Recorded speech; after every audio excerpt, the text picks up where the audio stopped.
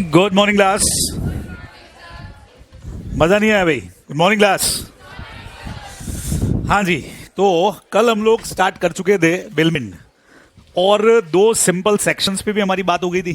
कौन कौन से? एक तो अपन ने लिया 148, दूसरा अपन ने लिया 149 भी ले लिया था क्या? क्या था 149 में? हाँ हाँ, अभी बताते रिवीजन पे ले रहे हैं अपन उसको। वैसे भी तो 149 में अपन ने लिया कौन सा था डिलीवरी? एक्चुअल। दूसरे नंबर पे आ गया अपना सिंबॉलिक और थर्ड नंबर पे कंस्ट्रक्टिव डिलीवरी, है ना। तीन तरह का डिलीवरी था। तो एक्चुअल और सिंबॉलिक का मीनिंग तो एकदम सिंपल। एक्चुअल में क्या करते हैं? फिजिकली गुड्स वन पर्सन से दूसरे पर्सन को हो गए ट्रांसफर। तो सिंबॉलिक में क्या करते हैं?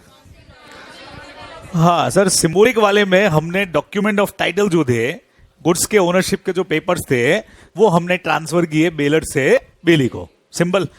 अभी नंबर थर्ड पे अपने पास में क्या था? Constructive delivery. इसमें क्या होता है?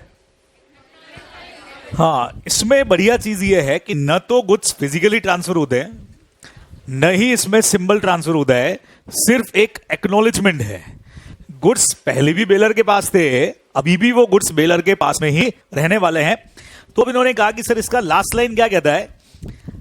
In such a case there is a change in the legal character of the position of the goods though not in the actual or physical custody. पहले भी बेलर के पास थे, अभी भी बेलर के पास में ही रहने वाले हैं।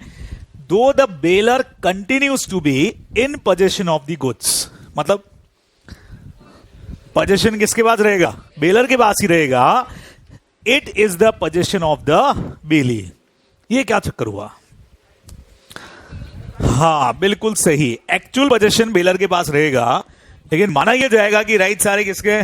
बेली के हैं। और इसके लिए कल आप लोग को एक बेस्ट एग्जांपल मैंने दिया था, प्रोजेक्टर वाला, है ना। अभी किसी को मूवी बनाने वाला कोई डायरेक्टर है, उसने एक बैंक से लोन लिया और लोन के बदले में अपना ही प्रोजेक्टर उसने प्लेज पे रख दिया, बराबर। तो यहां पे ये जो फिल्म प्रोड्यूसर है, ये अपना बन गया कौन? बेलर। और जिसने पैसा उधार दिया वो बन गया बेली। अब उसने लेंडर से क्या रिक्वेस्ट किया? सर ये प्रोजेक्टर आप मेरे पास में रहने दो, बिकॉज मैं इसी से मूवी बनाने वाला हूं, ठीक है, बट राइट सारे आपके रहेंगे। कल को अगर मैं लोन का पैसा नहीं देता हूं तो आप क्या कर सकते हो? इसको मेरे पोजीशन से ले लेना और उसको सेल करके अपना पैसा रिकवर कर लेना। तो जहां पोजीशन पहले था वहां अभी भी रहेगा, लेकिन राइट सारे किसके हो गए? बेली के हो गए, जिसने पैसा उधार दिया उसके हो गए। It is a matter of constructive bailment, है ना। तो ये थोड़ा अलग टाइप का बेलमेंट है। अगर इसको नहीं पढ़ के जाए ना तो अपने को लगेगा सर ऐसा थोड़ी होता है। अगर आपने किसी के पास गिरवी गुड्स रखे हैं तो उसी को देने पड़ेंगे आपको, लेकिन ये सेक्शन अपने को एक बेनिफिट देता है कि ऐसा जरूरी नहीं है। अगर बेलर और बेली दोनों एग्री कर लें, है ना, पैसे उधार देने वाला अगर एग्री हो जाए कि चलो भाई ठीक है, बात समझ में आती है मुझे, तुम पिक्चर कैसे बनाओगे, तो एक कॉन्ट्रैक्ट साइन कर लेते हैं और इसको भी तुम अपने पास में रख लो, लेकिन लोन का पैसा और इंटरेस्ट टाइम पे चुका देना, है ना। उसमें अगर कुछ गड़बड़ किया तो मैं क्या करूंगा? गुड्स को वापस अपने पोजीशन में ले लूंगा और उसको सेल भी कर लूंगा। ऐसा कुछ इसमें हो सकता है, अपने को ध्यान में रखना चाहिए, बराबर। समझ में आए बात अच्छे से? क्लियर? तो बेलमेंट मतलब दो पार्टीज अपनी हो गई, बेलर और बेली। बेलर ने बेली को क्या ट्रांसफर किए? गुड्स, किसी स्पेसिफिक पर्पस के लिए। पर्पस किसका? बेलर का है, बेली का? सर दोनों में से किसी का भी हो सकता है। विद कंसिडरेशन होगा या विदाउट? सर कैसे भी हो सकता है, विद और विदाउट कंसिडरेशन हो सकता है। और जैसे ही पर्पस पूरा होगा, गुड्स कहां से कहां पे वापस आएंगे? बेली से गुड्स वापस बेलर के पास में आ जाएंगे, या अकॉर्डिंग हिज डायरेक्शन, उसके डायरेक्शन के हिसाब से जाएंगे। जो कुरियर वाला एग्जांपल अपन लोगों ने लिया था, ये अपने को ध्यान में रखना है, बराबर। क्लियर? एकदम सेटअप फर्स्ट क्लास। चलिए जी, अब चैप्टर में बढ़ते हैं अगले सेक्शन की तरफ। 148 149 हो गया। अब आगे का जो अपना हेडिंग है, पहले तो उसको चेक करो। Duties of the baler. अब बेलर का मतलब यहां पे है गुड्स का ओनर, यानी कि मालिक, बराबर। तो ये जो गुड्स का मालिक है, जो ओनर है, जो बेलर भी है, लॉ ने यहां पे बनाई है उसकी कुछ ड्यूटीज। और बढ़िया चीज देखो, जो इसकी ड्यूटीज है वही है बेली के राइट्स भी, बराबर। यानी अगर मैं बेलर हूं और ये बेली है, तो जो मेरी ड्यूटीज है वो इसके राइट्स हैं। और अगला टॉपिक जो इसकी ड्यूटीज पड़ेंगे वो सारे के सारे मेरे क्या हो जाएंगे, राइट्स हो जाएंगे। तो 2 in 1 काम हो जाएगा, एक ही पॉइंट पढ़ेंगे, इसमें दोनों चीजें अपनी यहां पे कवर होने वाली है। चलिए तो एक एक पॉइंट पढ़ेंगे, बहुत जबरदस्त पॉइंट है, सारे बढ़िया पॉइंट एग्जाम्पल के साथ में है। आओ पढ़ते हैं। The baler must disclose all the defects fault in the goods bill. क्या मतलब हुआ? अगर मैं कोई गुड्स आपको बिलमेंट पे दे रहा हूं, ठीक है, वेदर मेरे पर्पस के लिए आपके पर्पस पे उससे फर्क नहीं पड़ रहा है, तो आई हैव टू डिस्क्लोज, मुझे क्या करना पड़ेगा, डिस्क्लोज करना पड़ेगा क्या, all the defaults and fault of the goods. अगर गुड्स में किसी तरह का प्रॉब्लम है, कोई फॉल्ट है, तो बहुत जरूरी है कि मैं आपको डिस्क्लोज करूं, बताऊं, पहले से बता दूं। और अगर कल को मैंने नहीं बताया और उससे आपको कोई नुकसान हो गया, तो who is responsible to pay damages? बोलो, बेलर रिस्पॉन्सिबल हो जाएगा। बराबर, एकदम आसान है। अच्छा, अब इसमें दो बहुत इंटरेस्टिंग चीजें आपसे पूछ रहा हूं, ध्यान से सुनना। मेरा एक दोस्त है जो रेगुलर आता है हर थोड़े दिन से, यार तेरी गाड़ी दे दे, गाड़ी दे दे। दुखी हो गया यार उससे, जब चाहे गाड़ी दे दे। तो एक बार और आया ऐसी गाड़ी मांगने के लिए, तो एक्स्ट्रा एक गाड़ी मेरे पास और बड़ी है, मुझे पता था कि उसके ब्रेक नहीं है।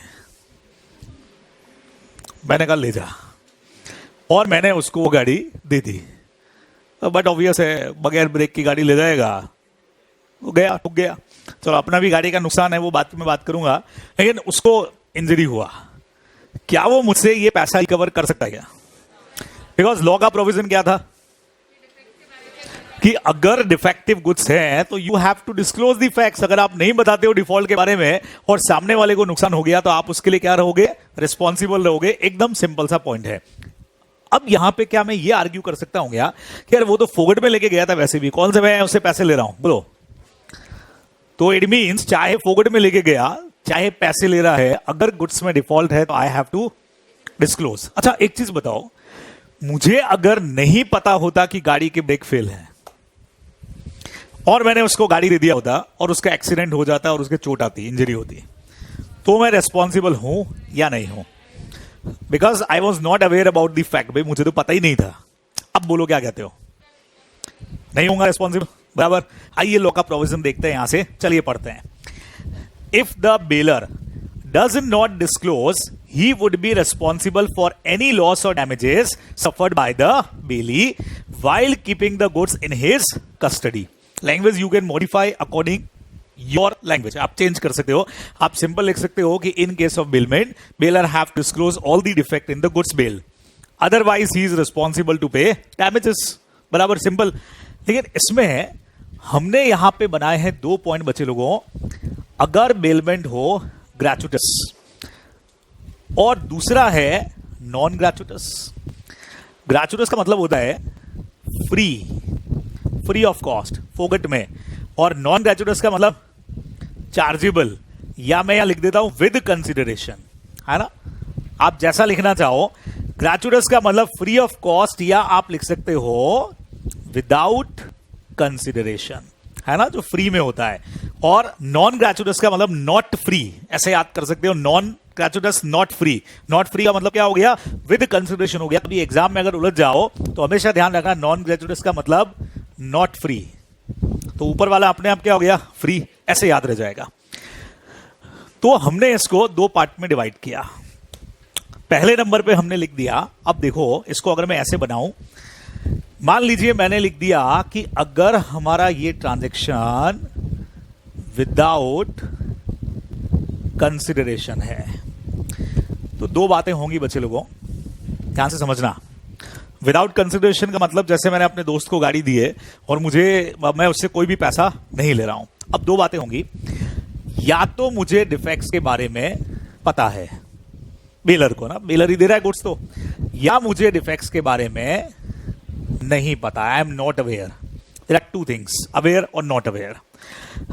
अगर मैं अवेयर हूं और मैंने सामने वाले को नहीं बताया और उसको कुछ भी नुकसान हुआ, तो क्या होगा, रेस्पॉन्सिबल होगा। कौन रेस्पॉन्सिबल होगा भाई, बेलर। तो मैं यहां लिख देता हूं बेलर इज लाइबल या रेस्पॉन्सिबल, जैसा आप लिखना चाहें।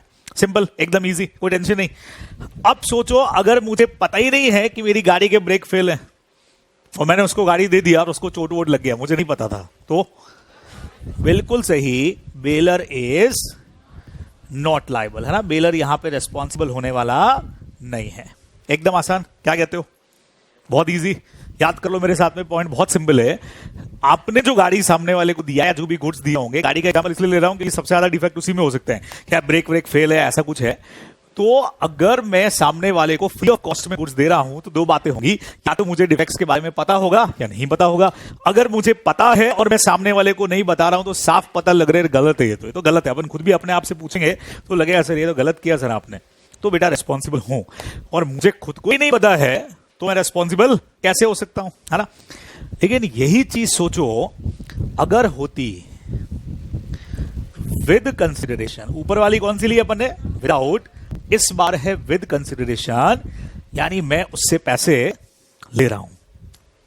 सामने वाले को बोला 3 दिन के लिए तू गाड़ी लेके जा रहा है बेटा, 5,000 रुपया लगेगा, क्योंकि गाड़ी तो मुझसे कर रहा है हायर, किराए पे ले जा रहा है, 5,000 रुपया लगेगा। फिर से दो बातें होंगी बच्चे लोगों, या तो मैं अवेयर हूं या मैं नॉट अवेयर हूं।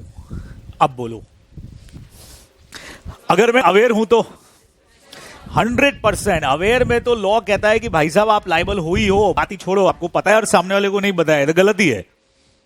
तो पैसे ले रहे हो या नहीं ले रहे हो उससे फर्क नहीं पड़ रहा है। अगर आपको पता है तो बताना चाहिए था, नहीं तो आप रिस्पॉन्सिबल होने वाले हो। लेकिन अगर मुझे नहीं पता है तो मैं नॉट लायबल, लायबल बोलो भाई, सब लोग क्या कहते हो, क्या कह रहे हो? लायबल या नॉट लायबल? पर मुझे तो पता ही नहीं है। यस, लॉ कहता है पैसे लिए हैं तो पता होना चाहिए था। I am responsible for that, मैं लायबल हो जाऊंगा। सर लेकिन ये तो गलत है सर, पता ही नहीं था, तो कैसे लायबल हो जाओगे? तो पता रखना चाहिए था, किराया ले रहे हो तो गाड़ी देने से पहले गाड़ी चेक करनी चाहिए थी, ब्रेक वगैरह चेक करने चाहिए थे, सारी चीजें चेक करनी चाहिए थी। अगर आपने नहीं किया और अगर कुछ भी उसमें डिफेक्ट है जो पता कर सकते थे आपने नहीं किया, तो you are responsible for that. ये अपने को ध्यान में रखना पड़ेगा। अब एक चीज आपको बताऊं, इंडिया के लॉज में पिछले 10 सालों में बहुत सारे, ये तो बहुत पुराना लॉ है, ठीक है। दिल्ली गैंग रेप के बाद में गवर्नमेंट ने फीमेल सेफ्टी के लिए बहुत सारे रूल्स बनाए, काफी सारे, अपन भी पढ़ेंगे कंपनीज एक्ट के अंदर। उसमें एक रूल ये भी बनाया है कि हर कंपनी जहां पे फीमेल वर्कर होगी, फीमेल ऑफिसर, फीमेल एम्प्लॉय होगा, वहां पे एक अलग से सेल बनाना पड़ेगा, हैरेसमेंट प्रिवेंशन सेल, बराबर। उसमें जाकर के अगर किसी फीमेल ने कंप्लेन किया किसी के अगेंस्ट में, तो उसके अगेंस्ट में एक्शन होगा। और उसमें क्या चीज बोली सुनना, जिसने हैरेसमेंट किया वो तो रेस्पॉन्सिबल होगा ही होगा, साथ में उस कंपनी के जो बॉसेस होंगे, हायर लेवल के जो पर्सन होंगे या ओनर्स होंगे, they are also responsible for that. अब ओनर कहेगा but I was not involve, भाई मैं थोड़ी इन्वॉल्व था उसके अंदर, मैंने थोड़ी अरेस्ट किया है, तब भी लोग क्या कहता है, कुछ नहीं सुनना। आपका अगर ऑर्गेनाइजेशन है तो आपको पता रखना चाहिए था, आपको ऐसी चीजों को दूर रखना चाहिए था। अब वहां जाके वो आर्ग्यू करते सर मेरे ऑफिसर ने किया है या मेरे एम्प्लॉय ने किया, सर मैं क्यों उसके लिए रेस्पॉन्सिबल हूं? लॉ कहेगा हमको तो सुनना ही नहीं है, ऐसे लोगों को रखो ही मत, रख रहे हो तो कम से कम पूरा सेफ्टी आपको प्रोवाइड करना पड़ेगा, नहीं तो वेदर आप इन्वॉल्व थे आप इन्वॉल्व नहीं थे हमको मतलब नहीं, आप रेस्पॉन्सिबल हो जाओगे। तो वहां पर भी ऐसे सिस्टम किया। और यहां तो साफ बात है भाई, क्या ले रहे हो सामने वाले से? पैसा ले रहे हो, तो लॉ कहता है कि आपकी रिस्पॉन्सिबिलिटी बनने वाली है, ये अपने को ध्यान में रखना है। तो इसको मैं ऐसे भी बोल सकता हूं क्या कि अगर आपको पता है, if you are aware about the defect, और अगर आपने नहीं बताया तो आप रिस्पॉन्सिबल हो, फिर चाहे पैसा ले रहे हो चाहे नहीं ले रहे हो। अच्छा, अगर मैं पैसा नहीं ले रहा हूं और मुझे पता भी नहीं है तो आई एम नॉट रिस्पॉन्सिबल, बराबर। मुझे पता नहीं है पर पैसे ले रहा हूं तो मैं रेस्पॉन्सिबल हो जाऊंगा। कैसे भी इस प्रोविजन को घुमा लो, अल्टीमेटली मीनिंग आपके दिमाग में सेट हो जाना चाहिए कि सर दो बातें यहां पे हो सकती हैं। इसको ऐसे याद रख लो जैसे मैंने सेट किया है, सर दो बातें होंगी, या तो विद कंसिडरेशन होगा या विदाउट होगा। विद कंसिडरेशन अगर ले रहे हो तो दो बातें होंगी, या तो अवेयर हो गए या नॉट अवेयर हो गए, दोनों ही केसेस में बेलर लायबल है। सर अगर विदाउट कंसिडरेशन है तब भी दो बातें होंगी, या तो अवेयर होगा या फिर नॉट अवेयर होगा। अगर अवेयर है तो लायबल, अगर नॉट अवेयर है तो नॉट लायबल। ये अपने को सिंपली ध्यान में रखना है। और इस पर एग्जाम में क्वेश्चन क्या बना बच्चे लोगों, यहां से देखो, एक एग्जाम का क्वेश्चन है तुम्हारे सामने, ये जो सिंपल सा देख रहे हो ना, छोटा सा, ये एग्जाम का क्वेश्चन है। उसके बाद ये केस भी पढ़ेंगे। यहां पे देखो क्या लिखा है, अरुण हायर से कार ऑफ तरुण। अरुण ने तरुण से एक कार किराए पे लिया। पहले तो फाइंड आउट करो बेलर कौन है, बेली कौन है। पहले तो ये पता लगाना है तुमको। बोलो अरुण कौन है। सर अरुण ने किराए पे लिया है, तो ये पर्सन कौन है, बेली, और ये पर्सन कौन है, बेलर। सबसे पहले क्वेश्चन में पार्टीज पता लगानी चाहिए कि कौन कौन है, बराबर। द कार इज अनसेफ, बोले दो कुछ तो गड़बड़ है, कार जो सही नहीं है। दो तरुण इज नॉट अवेयर, तरुण मतलब कौन, बेलर। बेलर को इस बारे में कुछ भी पता नहीं है, नॉट अवेयर।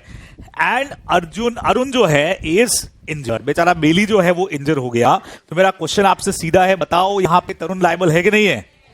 पर उसको तो पता ही नहीं था ना सर। यहां पे हायर वर्ड लिखा है, हायर वर्ड का मतलब किराए पे लिया है, मतलब कंसिडरेशन है। अब कंसिडरेशन अगर आप ले रहे हो तो वेदर आपको पता हो चाहे नहीं पता हो, आप रिस्पॉन्सिबल रहने वाले हो। तो Tarun is responsible to Arun for the injury. समझ में आया एग्जाम्पल सबको। इसी पे क्वेश्चन बनेगा तो बात करेंगे कि आंसर कैसे ड्राफ्ट करते हैं। जो डायरेक्ट एंट्री वाले हमारे स्टूडेंट हैं तो उनके साथ में डिस्कस करेंगे। बाकी लोगों को आइडिया भी है कि अपन कैसे लिखते हैं आंसर्स को। फिलहाल मैं चाह रहा हूं अगला वाला एग्जाम्पल चेक करो, तो आप लोग पढ़ो एक बार सेल्फ, कौन समझा रहा है मुझे, पढ़ के बताओ। पढ़िए अगला एग्जाम्पल।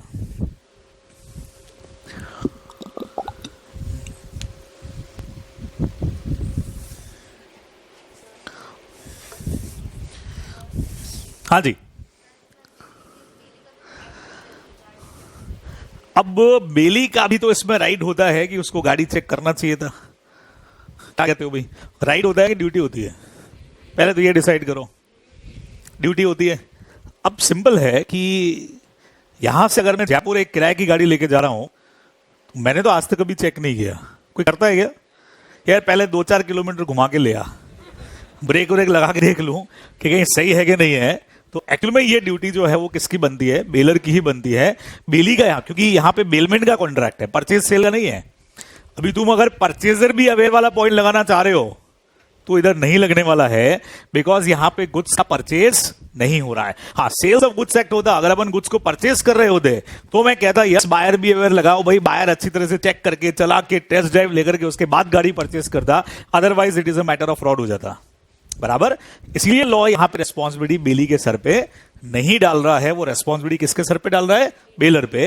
ये अपने को ध्यान रखना चाहिए। हाँ, अब ये लॉ का प्रोविजन पढ़ने के बाद आगे से तुम बेलमेंट में अगर खुद ही चेक करो बेली होते हुए भी, तो बहुत बढ़िया बात है, ये लॉ का फायदा हो जाएगा। सर आगे से हमने किसी से गाड़ी मांगी तो पहले चेक कर लेंगे कहीं कोई दुश्मनी तो नहीं निकाल रहा है, ब्रेक व्रेक फेल वाली गाड़ी तो नहीं पकड़ा दी है, तो वो आप चेक कर सकते हो। लॉ का फायदा ये भी है, बराबर। हाँ जी, क्या लगता है भी इस एग्जाम्पल में क्या है, बताओ कौन समझा रहा है एग्जाम्पल, फटाफट या बताओ। हो गई होगा, देखते ही पता लग गया ये तो रिस्पॉन्सिबल तो है ही है। हाँ, हो क्या रहा है इसके अंदर, बेसिकली कोई इंजरी विंजरी भी हुई है क्या? रेस्पॉन्सिबल होगा। A hired from B a carriage, ठीक है, along with a pair of horses and a driver for specific journey। तो बेली कौन है यहाँ पे, ए, और बेलर कौन है यहाँ पे, बी। क्या लिया है एक्चुअल के अंदर, कैरेज लिया है ना, बराबर। और ये क्या है फिर, with a pair of horses, घोड़ा गाड़ी है क्या, ये कार्ट है क्या कुछ हॉर्सेस वाला? अच्छा। During the journey a bolt in the under part of carriage broke away, कोई एक बोल्ट वगैरह होगा जो क्या हो गया, टूट गया, ठीक है। As a result of this the carriage become upset and it was injured. अब सवाल यह है, चलो आगे एक बार पढ़ता हूं, फिर मेरा एक डाउट है जो आप क्लियर करोगे। इट वॉज हेल्ड, ये वर्ड जहां आता है ना, इसका क्या मतलब होता है, कोर्ट का डिसीजन है that B was liable to pay damages to A for the injury sustained by him. B यहां पर रेस्पॉन्सिबल हुआ। The court observe that it was the bailor's duty to supply a carriage fit for the purpose for which it was hired. ये देखो court ने भी बोल दिया कि ड्यूटी किसका बनता है भाई, बेल का बनता है कि जो भी कुछ आप प्रोवाइड करोगे वो फिट होने चाहिए सामने वाले के पर्पस के लिए, अदरवाइज सामने वाले को इंजरी हुआ तो बेलर रिस्पॉन्सिबल होने वाला है। अच्छा, अगर यहां पे ये हायर नहीं होता तो तो लायबल नहीं होता, क्योंकि क्वेश्चन में इंफॉर्मेशन नहीं है कि वो अवेयर था या अवेयर नहीं था, तो फिर अपन यही लिखते हैं कि रिस्पॉन्सिबल नहीं है। अब एक डाउट मेरे दिमाग में आया जो आप लोग सॉल्व करो। मान लो उसने चेक किया हो, उसको कोई दिक्कत नहीं हो रही हो, है ना, और कई बार ऐसा होता है ना कि अपन गाड़ी तो एकदम सही है लेकिन अब ये बोल्ट वोल्ट निकलना तो कैसे भी हो सकता है, क्या कहते हो? अभी थोड़ा टाइम पहले ही मैंने एक एक्सीडेंट देखा, तो पाली रोड के ऊपर आगे मुझसे काफी दूर पे एक कोई ट्रक जा रहा था, बराबर, और उसके पीछे एक गाड़ी चल रही थी, और पता नहीं क्या हुआ, वो ट्रक पे जो स्टेपनी लगा हुआ रहता है पीछे, बड़ा सा एक स्टेपनी पीछे लगा हुआ था, उसके बोल्ट खुल गए और वो पूरा स्टेपनी उस कार वाले के ऊपर। बट ऑब्वियस है, फास्ट होती है, 100 का स्पीड तो होता ही हाईवे के ऊपर, और एकदम से इतना बड़ा स्टेपनी अगर डैशबोर्ड पे आगे आकर के उस पर गिरेगा तो एक्सीडेंट हो गया, डेथ हो गई उस पर्सन की। तो अब ये मेरा क्वेश्चन जो ये है वो ये है कि भाई आपने तो चेक कर लिया, बोल्ट वोल्ट कौन चेक करता है? ठीक है, हम एक बार चेक कर लेते हैं। अभी मेरी गाड़ी के अंदर भी हुआ, अभी कोई गाड़ी का टायर पंक्चर हुआ, जब मैं ठीक करवाने गया तो उसने बोला सर बोल्ट चेंज करवा लो, ये बोल्ट तो है ही वो सारे अब खराब हो रहे हैं। तो कभी भी ऐसा नहीं हो कि आप गाड़ी चला रहे हो बोल्ट फ्री, फिर आप भी फ्री, बराबर। तो मैंने कहा ये तो पंगा है, और रमेश जी को बोला भाई इसके बोल्ट वोल्ट चेंज करा, टायर वायर चेंज करा, करना हो कर, मरवा दोगे तुम कभी। तो कहने का मतलब मेरा ये है, तो ऐसे में फिर क्या होगा, फिर क्या कहते हो, बोलो भाई। अब इसमें अपना वही पुराना वाला पॉइंट लगेगा कि अपने को देखना पड़ेगा कि क्या सामने वाले ने अपने हिसाब से चेक किया था क्या। ऐसी चीजें याद है आपको, विजिबल और इनविजिबल डिफेक्ट, है ना। तो अगर विजिबल डिफेक्ट है और जो जो चीजें सामने वाले के उसमें आती हैं, आपको ये चीजें कम से कम चेक करना चाहिए था, देन उस केस में बेलर रिस्पॉन्सिबल होगा, अदरवाइज नहीं होगा। पर खैर इतना डिटेल आप लोगों के उसमें नहीं है, क्योंकि आपको केस थोड़ी लड़ना है कोर्ट पे जाकर के, है ना। आपको तो सिंपल जो प्रोविजन अपने को दे रखे हैं, मतलब ये सारे जो पॉइंट है ना, ये एक वो लॉ वाले पॉइंट है, क्या होगा इस मैटर में, बताओ कौन केस को जीतेगा। और अपने लिए सिंपल ये केस आपके सामने है, स्टडी मैट का केस है, और वो सिंपली ये कहता है कि भाई बेलर का ड्यूटी बनता है कि उसको सारे डिफेक्ट्स को डिस्क्लोज करना पड़ेगा, और अगर उसने डिस्क्लोज नहीं किया और बेली को नुकसान हो गया तो bailor is responsible for that. ये अपने को ध्यान रखना है, बराबर, क्लियर। फर्स्ट पॉइंट घुसा दिमाग के अंदर, क्योंकि क्वेश्चन बन सकता है। और ध्यान रखिएगा आजकल थ्योरी क्वेश्चंस तो इधर से बंद ही हो गए हैं। थ्योरी वाले मतलब वो अपने सिंपल वाले question, what is the meaning of bailment, explain duties of baler, सवाल ही नहीं। अभी 4 मार्क का एक क्वेश्चन इस चैप्टर से आएगा, तो वो एक बढ़िया सा प्रैक्टिकल केस स्टडी बनाने वाले हैं। ऐसा ही एक एग्जाम्पल उठाएंगे, केस में कन्वर्ट करेंगे और आपको बोलेंगे अभी इसको सॉल्व करके दो। तो वो अपने को ध्यान में रखना है। अपने वाले पेपर में भी केसेस खूब थे, है ना, फाउंडेशन के अंदर भी केसेस थे।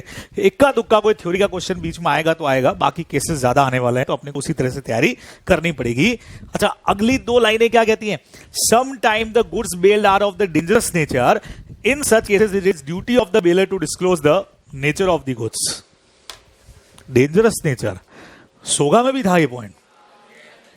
सेल्स ऑफ गुड्स एक्ट में इंप्लाइड वारंटी, बॉटल वाला एग्जाम्पल, बराबर, वो सेल में भी है, यहां पे भी है। अगर आप कुछ ऐसे गुड्स बेल कर रहे हो जो डेंजरस नेचर के हैं, कोई एग्जांपल इसका बेलमेंट में, स्पेशल प्रेशर कुकर, हाँ, कुछ भी केमिकल हो गया, फ्लेम टाइप कुछ हो गया, एसिड का बॉटल है, सामने वाले को तुमने कहा ये बॉटल संभाल के रख देना, तो लग रहा है जूस वूस लगा है, कोई खोल के देख लो, थोड़ा टेस्ट करके देख लो, पर मारा जाएगा बेचारा। तो ऐसा अगर कुछ भी है, डेंजरस नेचर के गुड्स हैं, तो आपको कम से कम क्या करना चाहिए, सामने वाले को डिस्क्लोज कर देना चाहिए, सामने वाले को बता देना चाहिए कि ये जो गुड्स हैं वो कैसे हैं, डेंजरस नेचर के हैं, तो you have to disclose. Otherwise सामने वाले को अगर कुछ भी लॉस हुआ तो आप उसके लिए रिस्पॉन्सिबल हो जाओगे। ये अपने को ध्यान में रखना चाहिए, बराबर। चलिए, तो फर्स्ट पॉइंट एकदम क्लियर, सेटअप। नाम क्या है पहले पॉइंट का, section 150, it's bailor duty to disclose the defects. Second point check करो, reimbursement of the expenses. Section सीधा 158 पे पहुंच गए अपन, जहां जहां से जो जो इसके पॉइंट है वो सारे एक साथ अपन ने ले लिए। अब एक्सपेंसेस कैसे, सोचो कौन से एक्सपेंसेस को बेलर रीएम्बर्स करेगा। गुड्स को लुक आफ्टर करने में बेली का कुछ खर्चा हुआ है, हो सकता है, वो वापस से कौन देगा। अच्छा, यहां पे भी मेरा क्वेश्चन आपसे फिर से वही है, सोच के बताना। एक्सपेंसेस, ये एक्सपेंसेस किसने किए? बेली ने, है ना। दो तरह की बातें होंगी बच्चे लोगों, या तो अपना बेलमेंट है विदाउट कंसिडरेशन, है ना, और या फिर ये कैसा है? With consideration. चलो एकदम सिंपल सा क्वेश्चन है, और अभी आप लोग मुझे बता दोगे अगर हमने जो बेलमेंट किया है वो विदाउट कंसिडरेशन वाला है, जिसमें सामने वाला कोई भी पैसे नहीं ले रहा है मुझसे, लेकिन मेरे गुड्स को लुक आफ्टर करने में उसका कुछ खर्चा वर्चा हो गया, क्या होगा? मैं दूंगा या नहीं दूंगा? बोलो सर, कंसिडरेशन तो था ही नहीं ना, तो काय का दोगे? यही पंगा है यहां पे। एक्सपेंसेस के लिए तो बेलर इज लायबल, रिस्पॉन्सिबल होगा भाई। लेकिन सर पैसे ले रहा है ना सामने, नहीं पैसे कहां ले रहा है? अरे तभी तो देना पड़ रहा है। अगर सामने वाला पैसे ले रहा होता विद कंसिडरेशन, तो एक्सपेंसेस जो भी तुम कर रहे हो, baler is not liable. Sir कैसे सर, समझाओ। सिंपल है, मेरी गाड़ी जिसके पास में रख के गया उसने बोला 10,000 रुपया लगेगा 10 दिन का, ठीक है। अब उसमें लुक आफ्टर करने में अगर उसका कुछ खर्चा हुआ, जैसे मैं आ रहा हूँ तो किसी को बुला करके गाड़ी वो वॉश भी कराएगा, जो भी पैसा खर्च होगा वो सब उसी में इंक्लूडेड है भाई, वो उसी में शामिल है। हाँ, अलग से कॉन्ट्रैक्ट भी कर सकते हो कि इसका अलग लगेगा, अदरवाइज ऑर्डिनरी एक्सपेंसेस गुड्स से रिलेटेड जो भी होंगे वो सारे के सारे वो पैसा ले किस बात कर रहा है? समझ रहे हो? ये जो 10,000 रुपया तुम मुझसे ले रहे हो वो इसी बात का है कि आपको क्या करना है, गुड्स को लुक आफ्टर, और उसमें आपका जो भी खर्चा होगा। सर खर्चा 12,000 का हो गया तो वो भी 13, और खर्चा 2,000 का हुआ तो भी 13, मतलब बिजली का, बिकॉज अपन 10,000 रुपए देकर के फ्री। इसको ऐसे समझो, किसी का शादी हो रहा है, अब शादी हो रहा है तो शादी का काम आजकल तो वो कॉन्ट्रैक्ट पे देते हैं ना, केटर्स इवेंट वालों को। तो इवेंट वालों के साथ अपने बजट फाइनल कर लिया, 15 लाख का बजट है, शादी करना है। अब वो इवेंट वाला ये शादी अगर 12 लाख में करे तो भी उसका, अपने को तो 15 देने हैं, और 15 की जगह अगर वो 18 पे पहुंच गया तो भी उसी का। भाई हम तो कितना देने वाले हैं? 15 लाख में बात हुआ था, तो कम करे ज्यादा करे वो तेरा स्मार्टनेस है। वो तेरा पैसा कमाना है तो कम पे कर, और नहीं तो तेरे जेब से ज्यादा लग रहा है तो नुकसान करेगा तू अपना। तो कहने का मतलब, अगर सामने वाला मुझसे पैसा ले ही रहा है तो फिर एक्सपेंसेस का पैसा काय को देना है भाई, उसमें कवर है। लेकिन सामने वाला फोकट में रखा है, तुम्हारा दोस्त है, जान पहचान वाला है, एक तो बेचारा वैसे भी फोकट में तुम्हारे लिए काम कर रहा है, ऊपर से खर्चा भी जेब से कर रहा है। ये तो गलत बात है। इंसानियत भी होती है, लॉ में तो नहीं होती है, पर ऐसा भी सोचो तो यार अच्छा नहीं लगता है। कम से कम उसका खर्चा तो उसको वापस देना चाहिए, ये अपने को ध्यान में रखना है। अच्छा, एक इंटरेस्टिंग चीज बताता हूं, पहले वहां से पढ़ते हैं। देखो क्या बोला है, वेयर द बिलमेंट इज ग्रेचुटस, मतलब विदाउट कंसिडरेशन। क्या लाइन लिखी है? The baler must reimburse the belly. Reimburse का मतलब वापस रीपे करना, वापस उसको चुकाना, for any expenditure incurred in keeping the goods. तो अगर कोई भी ऐसा कॉन्ट्रैक्ट है जो कैसा है, विदाउट कंसिडरेशन है ना, सामने वाला गुड्स को लुक आफ्टर के वैसे भी पैसे नहीं ले रहा है आपसे, तो ऐसे में अगर उसका कोई भी खर्चा हुआ तो अपने को उसको वापस रिटर्न करना चाहिए, सिर्फ खर्चे का पैसा देना है। Where the bailment is not gratuitous, बोले दो विद कंसिडरेशन है। अब यहां बढ़िया चीज देखना, ordinary expenses paid by the bailee are not recoverable. Ordinary expenses वही करेगा भाई, अब पैसा ले रहा है ना तो उसी बात का ले रहा है। लेकिन आगे लाइन क्या लिख दी है? Extra ordinary expenses paid by the Bailey can be recoverable from the baler. Example देता हूं, आपको समझ आएगा, ये वाला एग्जाम्पल बाद में पढ़ेंगे। सपोज करो मेरे पास में एक हॉर्स है, बराबर, और मैं थोड़े दिन के लिए बाहर जा रहा था, तो मैंने हॉर्स इसके पास में रख दिया कि इस हॉर्स को तुमको 10 दिन के लिए संभाल के रखना है। अब पहली बात तो सोचो ये मुझसे पैसा लेगी कि नहीं लेगी? ऐसे में तो लेना चाहिए इसको, गाड़ी थोड़ी है जो पड़ी रहेगी, घोड़ा है, खाएगा पिएगा भी भाई, तो इसने कहा सर पैसे लगेंगे, ओके, लेकिन लुक आफ्टर पूरा होना चाहिए। तो इसने अपना कैलकुलेशन करके और मुझे एक अमाउंट बता दिया, वो मैं अमाउंट इसको पे कर देता हूं, कहानी खत्म। अब उस हॉर्स का जो भी फूड वगैरह का एक्सपेंडिचर है या उसका जो मेंटेनेंस का एक्सपेंडिचर है वो अलग से मुझे देना है क्या? बोलो, क्योंकि वैसे भी ये बेलमेंट चार्जेबल है। लेकिन अगर वो हॉर्स बीमार हो गया, डॉक्टर को बुलाना पड़ा, उसका फीस लग गया, दिस इज ऑर्डिनरी एक्सपेंसेस या एक्स्ट्रा ऑर्डिनरी? बोलो, वो पैसा ये मुझसे क्या करेगी? रिकवर कर सकती है। ये अपने को ध्यान में रखना चाहिए, बहुत सिंपल है। अब इसमें भी अगर खोपड़ी लगाओ, सर इसी की गलती की वजह से बीमार हो गया, वो तो एकदम बेकार वाला फूड कहीं से लाके खिला दिया उस घोड़े को, तो फिर यही रिस्पॉन्सिबल है कि उल्टा मैं इससे डैमेजेस लूंगा कि मेरे घोड़े को तुमने उसका तबीयत खराब कर दिया। Otherwise commonly extra ordinary expenses के लिए हमेशा बेलर ही रिस्पॉन्सिबल होगा। ये अपने को ध्यान में रखना चाहिए। तुमको पता है क्या, अभी तुम लोग का पता नहीं क्या सिस्टम रहता है, ये वैसे भी कोविड की वजह से सब लोग घर पे थे। पुराने टाइम में, यानी मैं जब आपके जितना था तब तो ये सिस्टम था कि छुट्टियों के अंदर मोबाइल तो होते नहीं थे, टीवी वगैरह ज्यादा थी नहीं, तो क्या करते थे, ननिहाल जाते थे, बुआ के यहाँ जाते थे, मासी के यहाँ जाते थे और रहते थे 10 दिन 15 दिन। कभी वो हमारे यहाँ आते, कभी हम उनके यहाँ जाते, 15-20 दिन रहते आराम से। ठीक है, तो पहले ऐसा कोई टेंशन भी नहीं था कि और 15 दिन रह गया,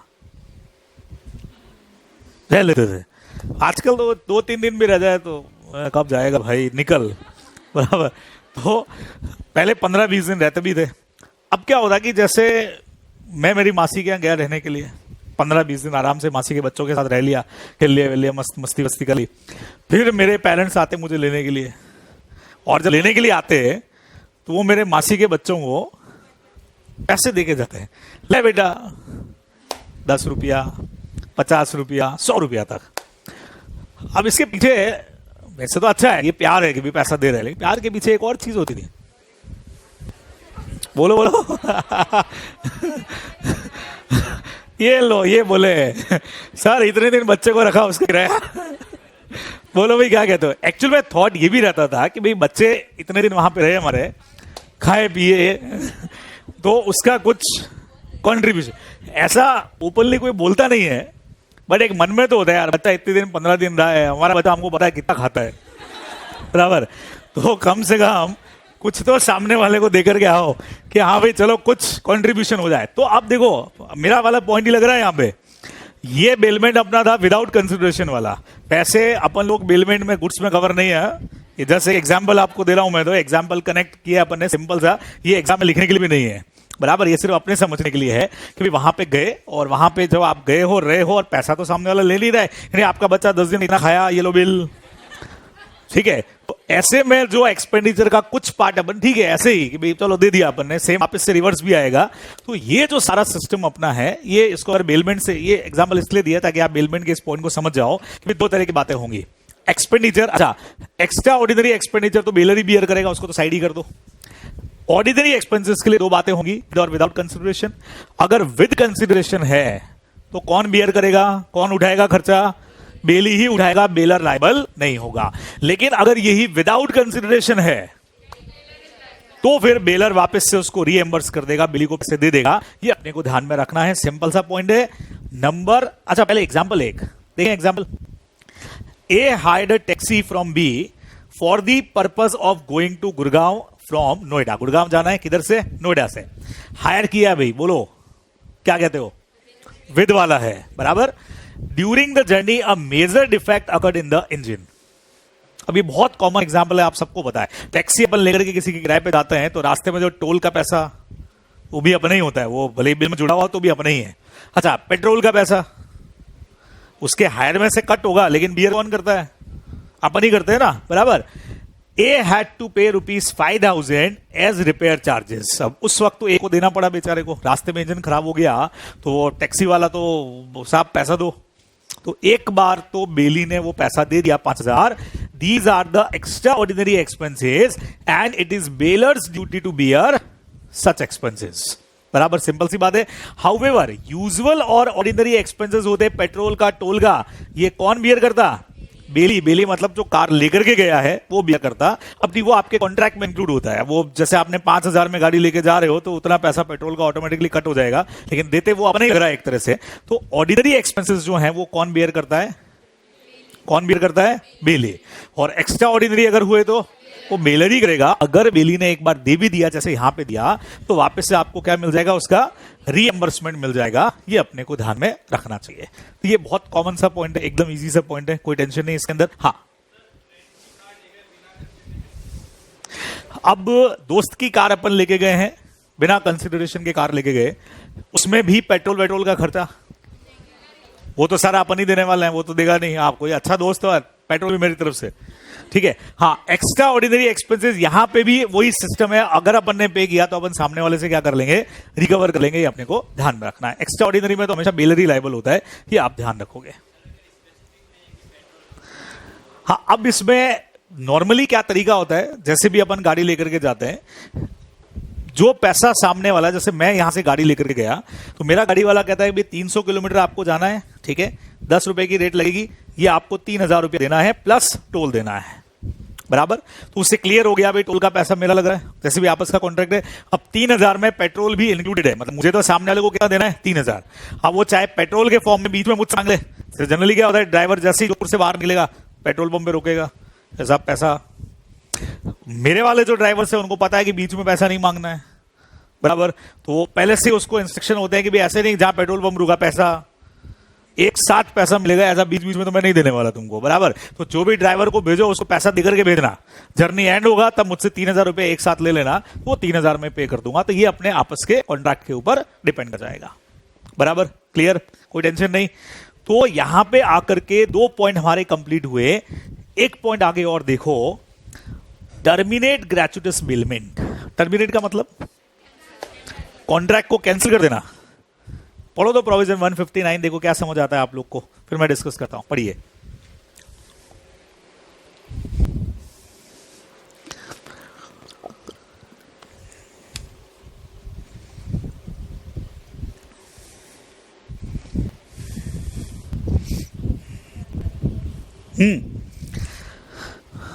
where the bailor had lend the goods gratuitously, बोले दो फ्री ऑफ कॉस्ट, है ना, and decided to terminate the bailment before expiry of the period of bailment. Expiry से पहले उसने कॉन्ट्रैक्ट तोड़ दिया, he must compensate the bailee for the loss और damages suffered by the bailee. कोई example दे सकते हो क्या आप इसका? देखो सर, ये पॉइंट ग्रेचुइटस पे क्यों बनाया, नॉन ग्रेचुइटस पे क्यों नहीं बनाया? अगर चार्जेबल है तब तो पता लग ही रहा है कि आप सामने वाले से डैमेजेस ले पाओगे। यहां प्रॉब्लम क्या हुई, एग्जाम्पल सुनना, चलो एग्जाम्पल मैं बनाता हूं, सोचना आप। दोस्त आया, यार घर में शादी है, 5 दिन के लिए तेरी गाड़ी दे दिया, कोई पैसा भी नहीं ले रहा हूं। आफ्टर कंप्लीशन ऑफ 3 डेज मैंने गाड़ी वापस मंगा ली, यार गाड़ी चाहिए मेरे को, भेज दो, आगे गाड़ी वापस। दोस्त ने लेकर के शादी खत्म हुई और मेरे ऊपर कोर्ट में केस कर दिया, कॉन्ट्रैक्ट, ब्रीच ऑफ कॉन्ट्रैक्ट। वो मैंने कहा ये पागल इंसान, एक तो मेहरबानी की तेरे पे, तेरे को गाड़ी दी वो भी फोकट के अंदर, मेरी गाड़ी में जब चाहे वापस मंगवाऊं, भाई गाड़ी मेरी है, तू काहे का केस कर रहा है मेरे ऊपर? बोलो, आपको बताना है केस होगा कि नहीं होगा। अरे हो रहा है, यही तो लॉ का पंगा है, जो तुम सोचोगे वो उससे कुछ और ही निकलेगा यहाँ पे, बराबर। देखो क्या लिखा है, where bailor had lend goods फोकट में, अगर उसने फ्री ऑफ कॉस्ट गुड्स भी दिए हो, and decided to terminate the bailment before expiry of the period of bailment. Period कितना डिसाइड किया था? 5 डेज का, और उससे पहले आपने अगर कॉन्ट्रैक्ट तोड़ दिया, he must compensate bailee for the loss और damages suffered by the bailee. Real life में ऐसा कोई करता नहीं है, पर अगर कर दे तो मुझे डैमेजेस देना पड़ेगा। मुझे क्या करना पड़ेगा? या तो उसके 2 दिन का अरेंजमेंट करवाता मैं कहीं पे दूसरी गाड़ी का, नहीं तो 2 दिन अगर उसने कोई दूसरी गाड़ी हायर की है, फिर उसका सारा खर्चा मुझे बियर करना पड़ेगा। यानी दोस्ती में मदद भी की, और मदद करो तो पूरी मदद करो भाई, ढंग से मदद करो, है ना। बीच में अगर मदद तोड़ दी, आप सोच लेना भाई, दोस्तों आपस में सोच लेना, ये पंगे वाला पॉइंट है, बराबर से। अभी तक तो क्या अपन यारी दोस्त है, अरे यार दोस्त है यार, कोई बात नहीं यार, मंगा ली गाड़ी वापस। लेकिन लॉ कहता है कि भैया इधर पंगा हो जाएगा, सामने वाले को सूट फाइल करने का राइट मिलने वाला है, ये आप लोग ध्यान रखोगे, समझ गए? टर्मिनेशन वाला पॉइंट भी। 4th पॉइंट चेक करो बस, loss in returning goods 164 check करो क्या है। जब ये चैप्टर खत्म हो जाएगा तो तब तक मोस्टली आप लोगों की बुक भी मिल जाएगी आपको। बुक में मैंने ये सारे सेक्शंस एक सीरीज में लगा दिए हैं, सारे एक सीरीज में, तो ये पूरा का पूरा आपको एक साथ मिल जाएगा बुक के अंदर, जिसमें अपन पूरा एक सेक्शन की लिस्ट मैंने बना के दे दी है, 124 से लगा के 148 तक, और फिर वापस यहां से आगे तक की पूरी 248 तक के सारे कॉन्ट्रैक्ट के सेक्शंस। तो जैसे ही चैप्टर खत्म होगा हम एक रिवीजन लगाएंगे सेक्शन वाइज। तो ये आपको अभी इसलिए भी ढंग से याद करना है कि उस रिवीजन में फिर मैं यहां से पॉइंट नहीं उठाऊंगा, यहां खुलेगा पूरा का पूरा सेक्शन सीरीज, तो वहां से मैं पूछूंगा आपसे कि हाँ भाई 148, 149, 150, 151, 152, 153, 154, तो जहां जहां से वो सेक्शन पढ़ा है उसको साथ में रिवाइज करेंगे, तो अपनी डबल तैयारी हो जाएगी। पॉइंट्स भी पढ़ रहे हैं अपन, और एक बार सीक्वेंस सेक्शन भी आपका तैयार हो जाएगा। तो बताओ भाई, लॉस इन रिटर्निंग गुड्स, ये क्या चक्कर है?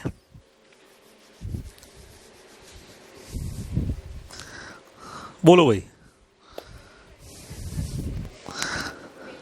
Very good. अगर गुड्स को रिटर्न करते वक्त में बेली का अगर कोई भी लॉस हुआ या बेली का कोई भी खर्चा वर्चा लग गया तो बेलर उसको क्या करेगा, रीएम्बर्स करेगा। कोई इसका एग्जाम्पल सोच सकते हो क्या? गुड्स को रिटर्न करने में बेली का क्या खर्चा हो सकता है? ट्रांसपोर्टेशन का खर्चा सबसे बेस्ट है। एग्जाम्पल लेते हैं सीधे ही, मैं यहां से गाड़ी लेकर के गया जयपुर, मेरी गाड़ी लेकर के गया, रास्ते में कुछ गाड़ी में प्रॉब्लम आ गई, बराबर। तो जयपुर के पास ही था, तो मैंने वहीं पे जयपुर में मैकेनिक को दिखाया, उसने कहा सर 2 दिन लग जाएंगे। मैंने कहा गाड़ी छोड़, मैं दूसरी गाड़ी पकड़ करके जोधपुर आ गया और मैंने उसको बोला कि इस गाड़ी को कहां वापस रिटर्न करना, जोधपुर। तो सिंपल, मैं यहां पे बेलर हूं, सामने वाला यहां पे बेली है, पर्पज है रिपेयर का, बराबर, जिसका पैसा तो मैं दे रहा हूं।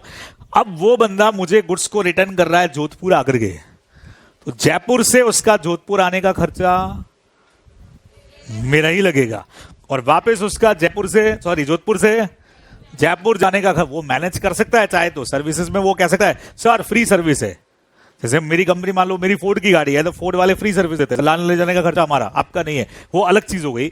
अदरवाइज यहां से वो कहेगा सर मैं वापस जयपुर कैसे जाऊंगा, बस में जाऊंगा, ट्रेन में जाऊंगा, जो भी जाऊंगा, सर फ्लाइट में जाएगा वो।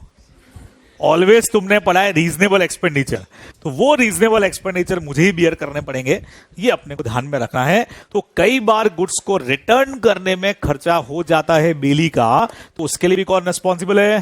कौन है? बेलर रिस्पॉन्सिबल है। फटाफट से बताओ मुझे फर्स्ट पॉइंट क्या था?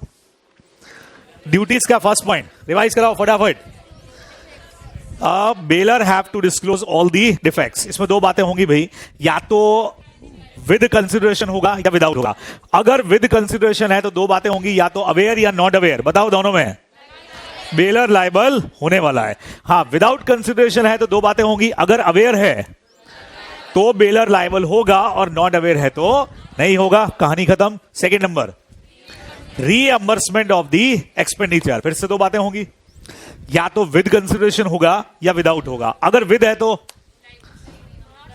विद है तो ऑर्डिनरी एक्सपेंसेस के लिए बेलर इज नॉट लायबल, लेकिन विदाउट कंसिडरेशन है, फोकट में दिया है, तो बेलर यहां पे एक्सपेंसेस के लिए लायबल होने वाला है और एक्स्ट्रा ऑर्डिनरी के लिए तो हमेशा बेलर लायबल होता ही है। थर्ड पॉइंट कौन सा था?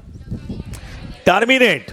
कोई भी बेलमेंट कॉन्ट्रैक्ट है, वैसे तो ग्रेचुइटस में भी होता है, दोनों में ही होता है, पर स्पेसिफिक पॉइंट इन्होंने डाला कि अगर फ्री ऑफ कॉस्ट भी आपने दिया और टाइम से पहले अगर आपने कॉन्ट्रैक्ट ब्रेक कर दिया तो bailor is liable to pay damages to the bailee. Fourth point कौन सा किया?